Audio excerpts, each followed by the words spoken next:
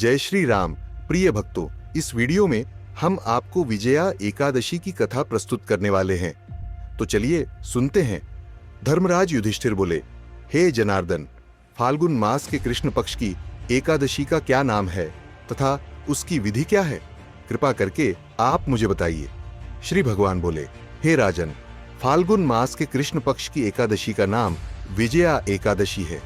इसके व्रत के प्रभाव से मनुष्य को विजय प्राप्त होती है। ये सब व्रतों से उत्तम व्रत है। इस विजया एकादशी के महात्म्य के श्रवण व पठन से समस्त पाप नाश को प्राप्त हो जाते हैं। एक समय देवर्षि नारद जी ने जगत पिता ब्रह्मा जी से कहा, महाराज, आप मुझसे फाल्गुन मास के कृष्ण पक्ष की एकादशी विधान कहिए। ब्रह्मा जी कहने लगे कि हे नारद, विजया एकादशी का व्रत पुराने तथा नए पापों को नाश करने वाला है। इस विजया एकादशी की विधि मैंने आज तक किसी से भी नहीं कही। यह समस्त मनुष्यों को विजय प्रदान करती है। त्रेता युग में मर्यादा पुरुषोत्तम श्री रामचंद्र जी को जब 14 वर्ष का वनवास हो गया, तब वे श्री लक्ष्मण तथा सीता जी सहित पंचवटी में निवास करने लगे। वहां पर दुष्ट रावण ने जब सीता जी का हरण किया, तब इस समाचार से श्री रामचंद्र जी तथा लक्ष्मण अत्यंत व्याकुल हुए और सीता जी की खोज में चल दिए। घूमते घूमते जब वे मरणासन्न जटायु के पास पहुंचे, तो जटायु उन्हें सीता जी का वृत्तांत सुनाकर स्वर्गलोक चला गया। कुछ आगे जाकर उनकी सुग्रीव से मित्रता हुई और बाली का वध किया। हनुमान जी ने लंका में जाकर सीता जी का पता लगाया और उनसे श्री रामचंद्र जी और सुग्रीव की मित्रता का वर्णन किया। वहां से लौटकर हनुमान जी ने भगवान राम के पास आकर सब समाचार कहे।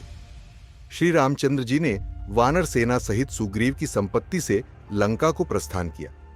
जब श्री रामचंद्र जी समुद्र से किनारे पहुंचे, तब उन्होंने मगरमच्छ आदि से युक्त उस अगाध समुद्र को देखकर लक्ष्मण जी से कहा कि इस समुद्र को हम किस प्रकार से पार करेंगे। श्री लक्ष्मण ने कहा, हे पुराण पुरुषोत्तम, आप आदि पुरुष है, सब कुछ जानते हैं।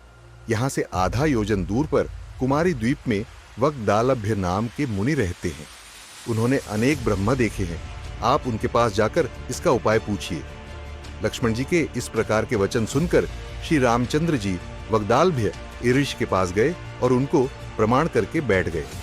मुनि ने भी उनको मनुष्य रूप धारण किए हुए पुराण पुरुषोत्तम समझकर उनसे पूछा कि हे राम, आपका आना कैसे हुआ? रामचंद्र जी कहने लगे कि हे ऋषे, मैं अपनी सेना सहित यहाँ आया हूँ और राक्षसों को जीतने के लिए लंका जा रहा हूँ। आप कृपा करके समुद्र पार करने का कोई उपाय बतलाइए। मैं इसी कारण आपके पास आया हूँ। वग्दालभ्य अर्च बोले कि हे राम, फाल्गुन मास के कृष्ण पक्ष की एकादशी का उत्तम व्रत करने से निश्चय ही आपकी विजय होगी। साथ ही आप समुद्र भी अवश्य पार कर लेंगे। इस व्रत की विधि यह है कि दशमी के दिन स्वर्ण, चांदी, तांबा या मिट्टी का एक घड़ा बनाए। उस घड़े को जल से भरकर तथा 5 पल्लव रख वेदिका पर स्थापित करें। उस घड़े के नीचे सतंजा और ऊपर जौ रखें। उस पर श्रीनारायण भगवान की स्वर्ण की मूर्ति स्थापित करें। एकादशी के दिन स्नानादि से निवृत्त होकर धूप, दीप, नैवेद्य, नारियल आदि से भगवान की पूजा करें। तत्पश्चात घड़े के सामने बैठकर दिन व्यतीत करें और रात्रि को भी उसी प्रकार बैठे रहकर जागरण करें। द्वादशी के दिन नित्य नियम से निवृत्त होकर उस घड़े को ब्राह्मण को दे दें। हे राम, यदि तुम भी इस व्रत को सेनापतियों सहित करोगे तो तुम्हारी विजय अवश्य होगी। श्री रामचंद्र जी ने ऋषि के कथनानुसार इस व्रत को किया और इसके प्रभाव से दैत्यों पर विजय पाई। अतः हे राजन, जो कोई मनुष्य विधि पूर्वक इस व्रत को करेगा, दोनों लोकों में उसकी अवश्य विजय होगी। श्री ब्रह्मा जी ने नारद जी से कहा था कि हे पुत्र, जो कोई इस व्रत के महात्म्य को पढ़ता या सुनता है, उसको वाजपेय यज्ञ का फल प्राप्त होता है। प्रिय भक्तों, आपको कथा कैसी लगी कमेंट में जरूर बताएं और इसी तरह के कथा पाने के लिए आप लोग मेरे चैनल को सब्सक्राइब जरूर करें।